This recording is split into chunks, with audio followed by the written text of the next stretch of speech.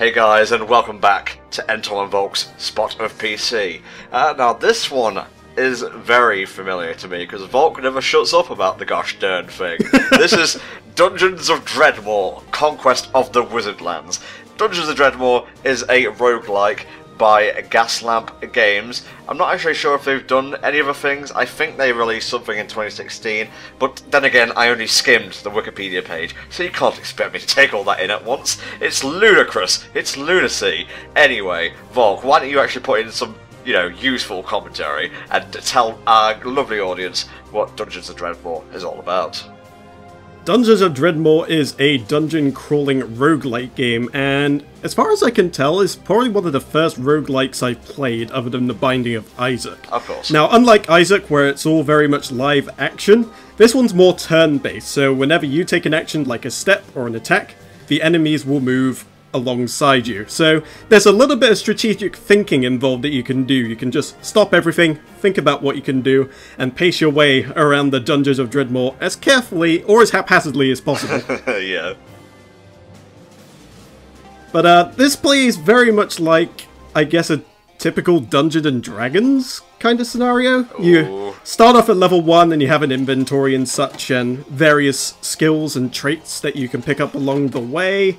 And as you level up, you'll be able to level up those individual traits, and they each give you different types of abilities, passives, active effects, all the good stuff.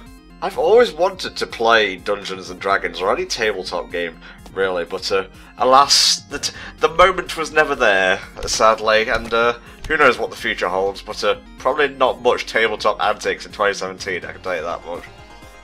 I'm more of a typical board gamer as opposed to Dungeons & Dragons. I did try it once, but the result was that we had a very, very stupid dwarf who kept failing to roll to speak English, so he had to speak in grunts.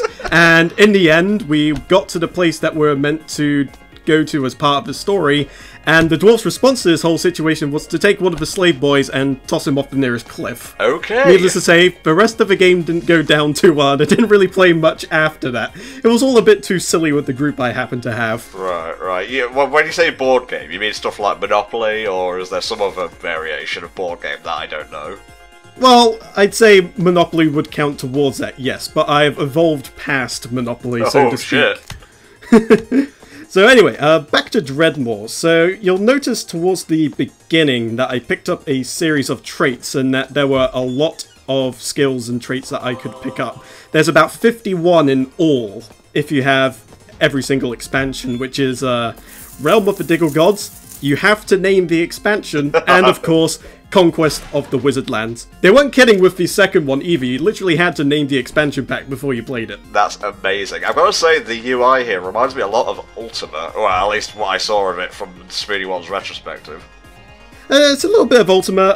The little portrait at the bottom gives me shades of early Doom and Wolfenstein in particular. Little bit, yeah. Also, the art style in general puts me in mind of Monkey Island, but I might be reaching a little bit there. Well, not exactly. I mean, there is the Helm of Threepwood, which is literally just a steel saucepan. Oh. So there are some Monkey Island references in there. So oh, okay. I think the art style may have taken a little bit from that. I wouldn't say it's entirely unique, but it's somewhere like not quite pixely, not quite overly cartoony. It's kind of somewhere in a happy medium. So the skills I picked out for this particular person was to make myself a dagger-wielding burglar, pirate, and magical law attorney. So I'm basically Phoenix Wright with daggers and a pirate hat. Jesus, you sound like Stephen Moffat trying to write an interesting side character. Well, he'll probably have a field day with this. There's all sorts of different things you can. There's like a tourist that's available as a class, and you get a special camera which you can use to take pictures, which apparently is meant to blind the enemies, but I'm not entirely convinced by that. Loving the sense of humour that permeates the game. I'm very pretentious in this recording session for some reason, but I digress. Like, for example, I thought that enemy you were fighting was behind a bar for some reason. I was like, why are you stabbing the barkeep? No, that is an Amazonian bee woman, and she's just in the kitchen, probably trying to find food. So we're going to raid the cupboards, see what we can find, and raid the fridge as well. Oh, look, it's Hell Dragon. Nice. Just a big old bag of salt. you do find all sorts of weird materials around the game which you can actually use for crafting.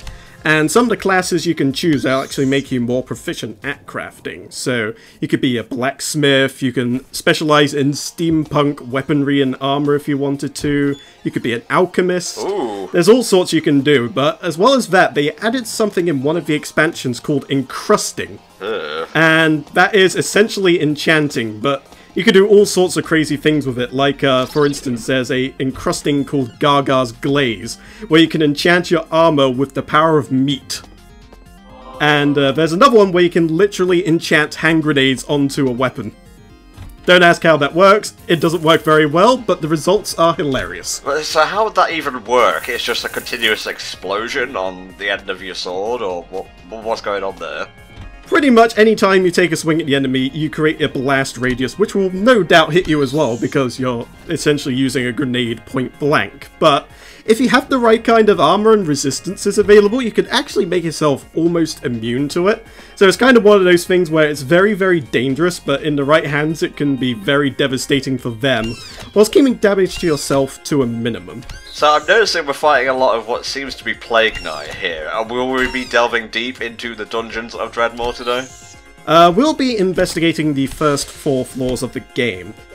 If you're playing the base game, there's 10 floors in all, and the big bad Dredmor is hiding around somewhere on the 10th floor normally. Okay. But if you have Realm of the Diggle Gods, they actually add an extra 5 floors, which usually end up with more powerful enemies and a more powerful final boss at the end, so it adds an additional challenge for you if you are willing to partake.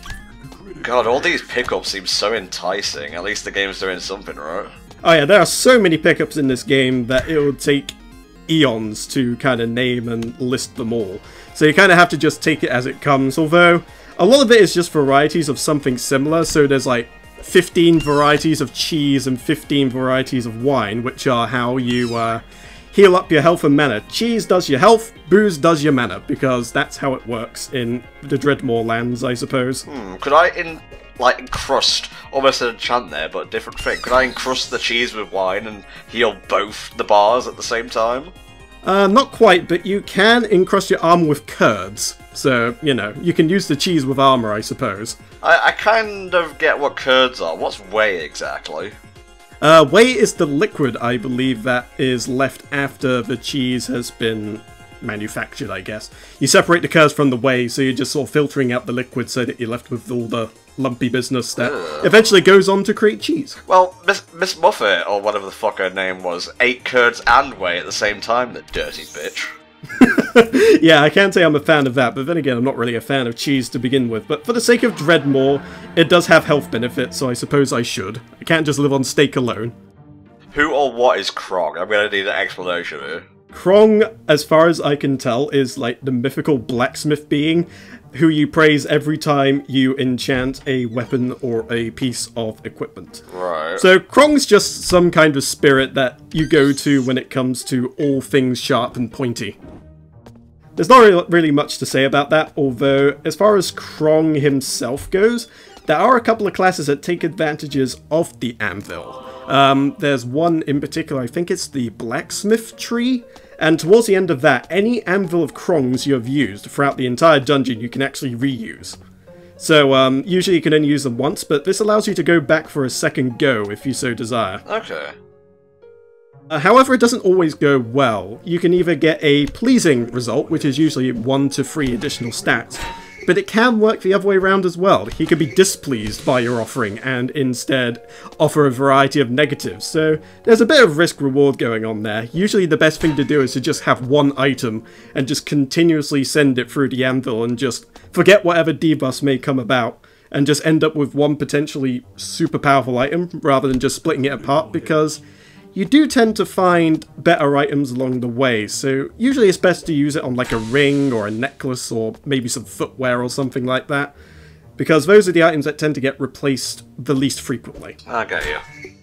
I'm noticing you keep warping to other sides of an enemy you're currently fighting. Is that meant to happen?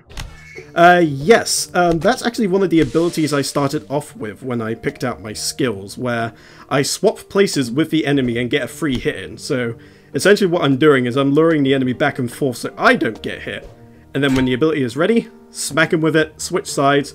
So basically I'm just trying to take as little damage as possible, which is always good when there's only 1 or 2 enemies about, but not necessarily handy if you've got 4 or 5 surrounding you. Damn, you're leveling up quick, man. Actually, for the sake of this spot of PC, you almost said playthrough there, didn't you? I did. There is a short mode of Dredmor that you can check or uncheck if you'd rather play the longer version or the shorter version. The shorter version just condenses it down so that there's less runes, but you otherwise get the same amount of experience and such as you would from the larger version. I can't remember if it was something they added in one of the expansions or whether it was something that was sort of patched in the early lifespan of the original Dredmor, but it's very, very handy if you've only got like an hour or 2 to spare and you just want to have a quick round in the dungeons. That's like the coolest way of doing a casual mode that I've ever heard of before, because it doesn't exactly dumb down the base game, it's just the base game but at a lower level. Yeah, well, it's not even necessarily a lower level, it's just that everything's a lot more condensed, so there's the same amount of experience that you would get, the same amount of side quests and all that jazz, but it's all in all a shorter experience, so if you don't really have much time, just go in with that. But otherwise, I like to play the longer game because there's a lot more to explore, and you know, there's more chances for rare drops and things like that. So you generally find a lot more interesting stuff in the longer game, but it's not necessarily the end-all be-all. Okay, we're just going to ignore you fighting the Grim Reaper here, Death himself. Ah, but it is Death with no A, so it is in fact an imposter, a cosplayer, if you will. And engaging in heroic vandalism, because apparently that's a nice way of getting experience. Of course. So this is a second floor. There are multiple ways to get to and from each floor, so you can actually go down the floors relatively early, although generally speaking it's a good idea to explore the floor that you're on before you venture further down, because the enemies will hit you pretty hard initially, until you get a couple more levels over them. And thanks to our magical lawyering skills, we also gain the ability to change the enemies into something else. We can polymorph them into something else. Huh. And we also got the gag order, which doesn't work on all enemies, but it does stop enemies from casting spells, which will be very, very handy later on, as generally speaking, the later floors do have a lot more spell casting people, and especially in the endgame floors, you'll get enemies that will just flat out corrupt your items into basically uselessness, which is never fun. Can enemies cast death by any chance? I don't believe there are instant death spells in this game, although I could be mistaken. I haven't seen one yet in the near enough 100 hours that I've played this game, so I'm hoping that means that there is in fact no instant death spell, although there are spells that really, really hurt. Damn, that's one powerful dagger, mate. Well, the dual wielding does help a little bit with that, and more to the point, you do get abilities that enhance whatever weapon proficiency you have. So in this case I've gone with daggers, so eventually what I can do is pick up more dagger skills. So this one here, for instance, will allow me to occasionally attack twice, which will offer me lots of damage. And then you've got offensive maneuvering in the dual wield tree, which allows you to do more counterattacks and the like. Good stuff. It is perfectly possible to just go in with an entirely weapon-based build, so you could have like axes with dual wielding and maybe a crafting skill of your choice to make the best weapons you can possibly make. And basically go in the full melee thing and just forego spells entirely. Is there any way to do a completely pacifistic run of the game? Like, you don't kill anything? Kind of. There is a killer vegan tree that you can take up. What? And any kind of animals in the dungeon will not attack you at all. So you can kind of do it passive, although there will be some enemies that you still have to attack. But you could just run through the dungeon if you wanted to, although the chances of you getting out unscathed are pretty low. Yeah, it also kind of sounds boring. Like, if I'm going into a dungeon, I want it to be a proper sword and sorcery affair, you know? Exactly. I mean, it just takes all the fun out of it if you're just avoiding the enemies, although there are options to lessen the aggression, as it were. And there's even a way to sort of enlist the help of the enemies as well. There's a bunch of summoning skills that you can also take up, like demonmancy, golemancy, flesh crafting, and all that sort of thing. So you could go somewhat passive if you just run off a summoning build almost entirely. and just run around and let your minions take care of everything for you. Stop being a coward and kill the bat already, Jesus. I'm not being a coward, I'm just trying to take this on a bit more cleverly. But now that he's actually given me a bit of breathing room, I'm going to give him a gag order, which will suffocate him, slowly but surely, so this will make things a lot easier. Well, he was trapped in a chest for God knows how long. Why would gagging him make any difference? He may have been very, very angry being locked in there for a long time, and I just didn't want to hear it, so I just popped a gag order on him and No, that's not continued on my way. Not really what I meant, but whatever. So, let's talk about you for a second, mate. When did you start playing Dredmor, and do you have any memorable experiences with the game? I can't remember exactly when I started playing Dredmor. It must have been 2013, 2014, but Right. I could be wrong about that. It was very early in the game's lifespan, I know that much for sure. And my most memorable experience would be, of course, completing the game on the hardest difficulty with all the expansions on. Ooh. I am very, very pleased about how I managed to do that. It involved a lot of encrusting to the point where the encrusting kept having dire consequences, like it would summon eldritch tentacled beings from the beyond every time I attacked, teleport me to random places, explode. Basically, I was a complete hazard to the galaxy whenever I even so much as blinked. God damn. But oddly enough, that was enough to be able to take down Dredmor once and for all, and get me my hard-earned going rogue victory. Man, that was a very critical moment opening that door, and I believe the flight or fight instinct is kicking in, and you're pretty much backed into a corner now, so good job. Actually, this was very much intentional. When you're dealing with multiple enemies, what you want to do is put yourself in a position where they can only attack you from one side. And then that way, you're minimizing the damage that you're taking, although it doesn't help if the enemies have ranged attacks or cast spells or whatever, but there are ways of dealing with that, especially with the setup that we've got going right now. We're very close to an ability that will allow us to deflect most spells thrown at us, and this could be handy for this. Occasionally, when you go down to the second floor and beyond, you will find a room like this. And essentially it is just a room chock full of monsters in every possible square that's available. Oh my god. Usually these things are incredibly difficult depending on where you are, and of course these rooms can vary in size. This is definitely one of the smaller ones. There are some which basically almost fill the entire screen. Jesus. So for those, you may want to bring your AoE spells to bear if you happen to have them. Or anything you just have to have around the dungeon. Grenades, flaming potions, things like that. So we're just going to try and take this out slowly but surely. Monster zoos are always a stressful affair, to say the least. You've got to be very, very careful, because you can quickly get swarmed if you take one false step. So you've got to try and catch the attention of a couple and take them out one or two at a time. For sure. And of course, when you had spellcasting enemies into the mix and these kind of things, you could take a step after finding one of those and take about 5 or 6 spell hits for free, so having means of mitigating or deflecting that damage is incredibly handy. I've yet to hear of somebody not dying from their first encounter with one of these. Well, you would, wouldn't you? It's a room full of fucking monsters. You would like to hope so, although I'm willing to bet there are some smarmy bastards out there saying, oh yeah, I did this first try, it was no problem at all. To which I say you are either lying, or you have some kind of godlike gaming skills that I don't have, and where can I buy them from? Are they buffing themselves? Is that what I'm saying back there? The exclamation marks usually means an enemy has spotted you, so you can occasionally hide from enemies if you are either far enough away or you have sufficient sneakiness. Sometimes you can literally be out of sight of an enemy even though you're literally right in front of them. If you get your stats high enough, that is a thing you can absolutely do. So since we're kind of roguey, we don't have the ability to sort of walk invisible, so to speak, but we do have enough sneakiness that we can occasionally get the drop on an enemy before they have a chance to act. Right.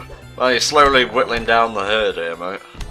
Oh yes. I mean, especially early on when you don't have a lot of enchantments, these things can take time, but later on you may find you have literal nuclear arrows that you can use for the crossbow, and just literally nuke an entire room from a distance, and Nice. pretty much wipe out half the zoo if you aim it correctly.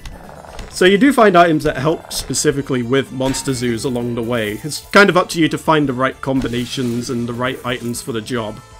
What's that thing with a top hat? That is an enemy whose name I can't quite remember. It'll probably pop up in a second, providing he gets close enough, but that's just a general enemy. Ah, yeah, here we go, the Samedi. He's just a typical enemy. He's pretty difficult to hit for most people, but luckily our roguish skills allow us to land our hits quite efficiently. Nice. Occasionally they can drop their hat though, so that's something to consider, I suppose, if you want to look. Can you wear it and it will give you stat bonuses and whatnot? Yep, you can. There are quite a lot of things that you can just find in the game, whether they're normal or enchanted. Enchanted items you can find on the floor usually have really random names like Tzatziki, the incredulous cucumber, or something like that. What the fuck? It's like a random name generator kind of deal. You find all sorts of ridiculous things. So here we go. We got our Writ of Counterspelling. These work a little bit differently from usual spells, where you activate it, and you lose mana over time whilst it's active. So as long as you can keep your mana up, you can keep it up indefinitely. And there's actually a couple of builds I've taken into the dungeons before which rely solely on things like that, and packing as much mana and mana regeneration as humanly possible to keep all those buffs up. I'm loving those sound effects for like critical and whatnot. It reminds me of Doom in a way. Haywire, critical hits. Reminds me a little bit about Killer Instinct as well, really. Oh, wow. Spoiler alert. Yeah, I was trying to figure out the way to word that, but the words failed me. Oh, you cleared the monster zoo. Yay. And through the bed of carcasses that we've laid in, we get Zipfer, the Saga of Corn, which is a pair of gloves for some reason. Right. So, we're coming to the end of this episode, mate. Dungeons of Dredmor? Yes or no? Absolutely, yes. It's one of those games that have gotten cheaper over time as well, so you can generally find it on sale for sometimes 75–80% off. Jeez. And for that kind of price, with the expansions especially, it's definitely worth it. I mean, the expansions alone add a whole list of incredible and fun skills, like you can get the ability to become a were-diggle, where you transform into a diggle in the face of the moon or whatever Dredmor's dungeon has that's closest to it. And of course you get Killer Vegan and things like that from there as well, and then the Tourist. And apart from that, you get more floors, more things to do, like in Conquest of the Wizardlands, you get access to your own pocket dimension, which is always quite fun because not only do you have another place to stash your items, but you can also use it to enter various other dimensions and pick up all the fat loot you can possibly imagine. Nice, nice. What's a diggle? The Diggle is a penguin with a drill nose. Okay. It's one of the staples in this game. You generally find some form of Diggle in every single floor, ranging from the scrawny to the muscular to the demonic. That's a very human-looking character. That's a poorly cloned heroine. So basically it's a gelatinous version of yourself, or the female counterpart, depending on which one you happen to find. Oh, it's Tornadus over there. Sweet. Yes, these are one of the first spellcasting enemies you tend to find. I mean, the ghosts kind of count, but this is the first one that will properly start chucking spells at you, and will do quite a lot of damage if given half a chance. But yes, in Dredmor there's a lot to do, and the difficulty makes it accessible for just about everyone. You've got easy, normal, and hard modes, and you can even opt to turn off permadeath if you want to, just so you can get your bearings about the game before you start to play it in the more traditional fashion. We appear to be summoning Frankenstein, except not. Probably not a good idea to stand right in the middle of that, but we seem to have come out unscathed. Live. Yeah, he does not seem very happy about this whole affair at all, does he? Yeah. Okay, we've got about a minute left, mate, so I want you to rattle off some other Dredmor-like roguelikes. Go. More Dredmor-like roguelikes. I believe there is something in the Sins of the Solar Empire series of games or something like that. I remember there being a roguelike fairly similar to Dredmor that's like that. And then you got other ones that tackle things a bit differently, like Darkest Dungeon, and then you got ones that we covered before, like Binding of Isaac and Faster Than Light. This offers a very different experience to the latter two, and is something I highly recommend if you want something a bit more traditional turn-based RPG that can really make you think when put in perilous situations. Right, good stuff. I gotta say, I'm impressed. Like, you talk about it all the time. but aesthetically it's winning me over, which I'm shallow, you know, that's a really easy thing to win me over on, but it looks great. Oh my fucking god! Oh my god, gameplay looks fantastic, but fuck this noise. We'll see you next time for another episode of NTom and Volk's Spotted PC.